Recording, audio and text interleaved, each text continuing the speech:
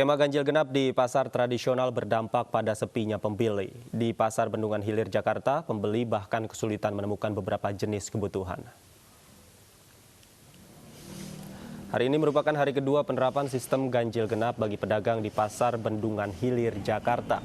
Suasana pasar terlihat lebih sepi dibanding hari-hari biasa. Selain penutupan beberapa pintu masuk, pengecekan kesehatan seperti suhu tubuh juga rutin dilakukan. Pedagang menyatakan sejak kemarin jumlah pembeli menurun drastis. Beberapa pembeli juga tidak menemukan bahan makanan yang dibutuhkan karena jumlah pedagang yang terbatas.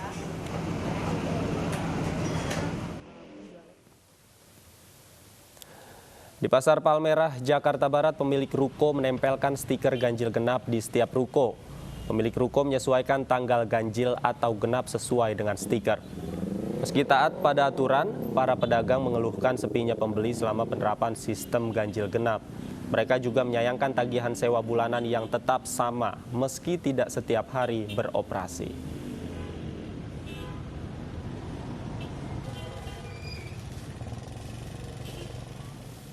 Sudah bersama kami rekan Gebi Natasha di Pasar Ben Hill serta ada rekan Hasbiaullah di Pasar Palmerah, Jakarta. Kita akan sapa Gebi terlebih dahulu. Gebi, bagaimana situasi penerapan sistem ganjil genap di Pasar Ben Hill, Gebi?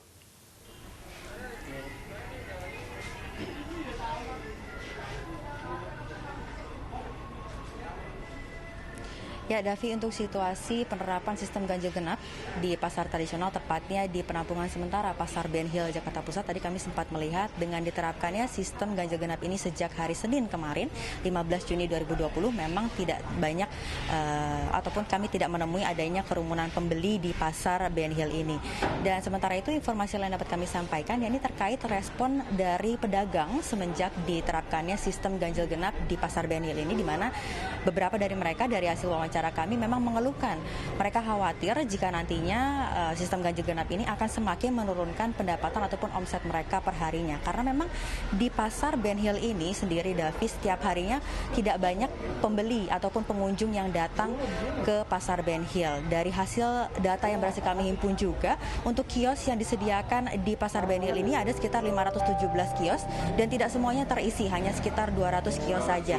Dan dari hasil pantauan tim sejak pagi hari tadi memang tidak terdapat adanya keramaian ataupun pembeli yang banyak ataupun berkerumun di Pasar Ben Hill ini sendiri.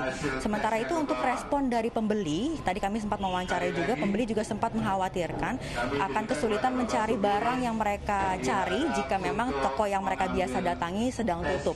Kemudian untuk protokol kesehatan juga tidak lupa diterapkan oleh pengelola Pasar Ben Hill ini sendiri, di mana tadi kami sempat melihat ada petugas kesehatan yang disiagakan di pintu-pintu masuk untuk ngecek orang-orang, baik itu pedagang maupun pembeli yang akan masuk ke area pasar harus menggunakan masker, kemudian harus dicek terlebih dahulu untuk suhu tubuhnya, dan juga untuk dihimbau untuk mencuci tangan terlebih dahulu di tempat-tempat cuci tangan ataupun wastafel yang sudah disediakan. Ada sekitar 6 unit yang sudah disediakan oleh pengelola dan disebar di titik-titik yang strategis, salah satunya adalah di pintu masuk. Sementara itu informasi lain dapat kami sampaikan, yakni terkait pemberian marka jalan, yakni ataupun tanda kuning juga diberikan ataupun dilakukan oleh pengelola Pasar Ben Hill ini untuk mengatur flow ataupun arus dari para pembeli ataupun pedagang yang akan masuk ke area pasar, sehingga tidak mencegah adanya kerumunan ataupun tidak mencegah adanya singgungan antar pembeli. Davi. Baik. Dari Gebi Natasha di Pasar Ben Hill, kita akan beralih melihat situasi terkini di Pasar Palmerah. Sudah ada Hasbiaullah di sana. Hasbi, apakah pelanggaran ganjil genap dilakukan oleh pedagang di Pasar Palmerah, Hasbi? Oke. Ya baik, Davi, sejauh ini pantauan kami dari pagi hari hingga siang hari ini memang pasar cenderung sepi dari pembeli. Kemudian pedagang juga kebanyakan ini masih banyak yang kami temui tidak menggunakan masker. Namun demikian ada beberapa dari pedagang ini justru berinisiatif untuk memasang shield ataupun pembatas di ruko mereka, dan mereka juga menyemprotkan hand sanitizer tiap kali ada pedagang ataupun pembeli yang masuk ke ruko mereka.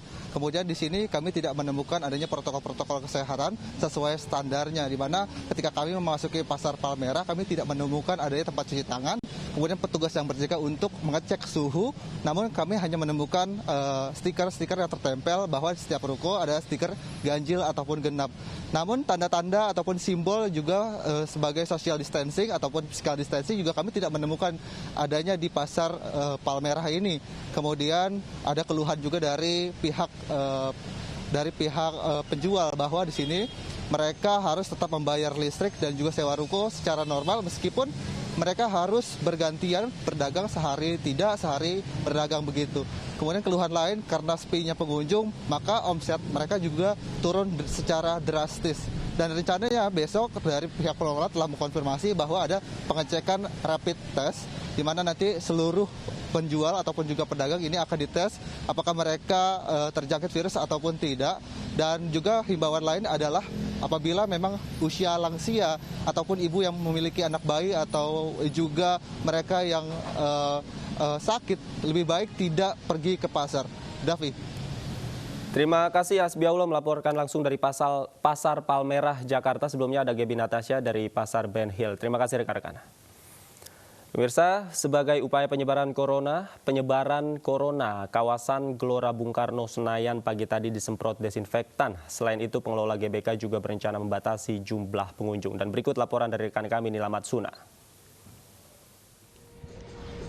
Pemirsa, sebagai salah satu percepatan penanganan COVID-19, Damkar Provinsi DKI Jakarta beserta pengelola Gelora Bung Karno hari ini melakukan penyemprotan desinfektan di beberapa area di kawasan Gelora Bung Karno, dan hal ini tentunya sesuai dengan keputusan Gubernur nomor 462 tahun 2020 di mana dilakukan sterilisasi di beberapa fasilitas umum dan dilakukan penyemprotan di beberapa area-area di sekitar Gelora Bung Karno, yakni di Ring 3, yakni di halaman venue Plaza Stadion Gelora Bung Karno, serta Ring 4 yakni jalan-jalan protokol di sekitaran Gelora Bung Karno ini sendiri.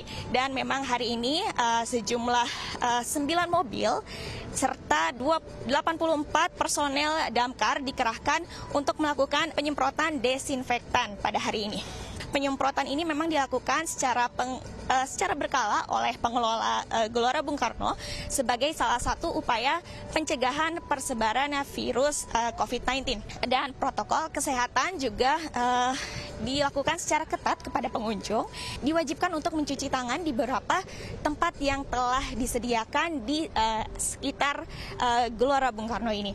Pengelola dari Gelora Bung Karno ini sendiri memang rencananya akan melakukan pembatasan jumlah pengunjung yang akan datang di Gelora Bung Karno ini sendiri sebagai salah satu tindakan pencegahan persebaran COVID-19.